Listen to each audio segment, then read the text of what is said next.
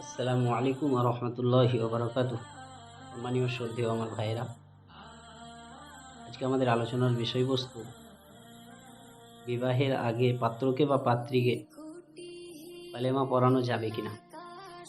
শরীয়ত এই বিষয়টাকে কতটা সমর্থন করে, শরীয়তের দৃষ্টিতে এটা বৈধ নাকি অবৈধ, নাকি বেদাত, নাকি অন্য কিছু, সেই বিষয়ে আল্লাহ পাকের তৌফিক আমরা জানার চেষ্টা করব ইনশাআল্লাহ তাআলা।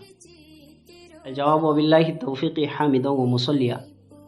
সম্মানীয় আমার ভাইরা, শরীয়তের বিধান মতে বিবাহের আগে পাত্রকে বা পাত্রীকে কলমা পড়ানো, এর থেকে বিরত থাকা প্রত্যেকের জন্য উচিত। কারণ এই বিষয়ে কোনো সহি রেওয়ায়েত পাওয়া যায়নি, সেজন্য এর থেকে আমাদের বিরত থাকা উচিত।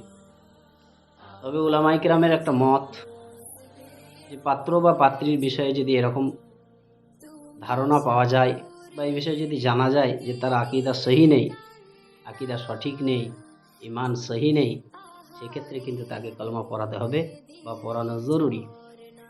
কারণ যদি মুসলমান সে প্রকৃত রূপে না হতে পারে, মুমিন যদি না হয়, সেক্ষেত্রে কিন্তু তার বিবাহটাই সহি হবে না। সেই জন্য তাকে কলমা পড়াতে হবে। আর মুমিন হতে গেলে কালেমা যেমন মুখে সহিভাবে উচ্চারণ করা জরুরি, দিলের মধ্যে সহিভাবে বিশ্বাস স্থাপন করাও জরুরি।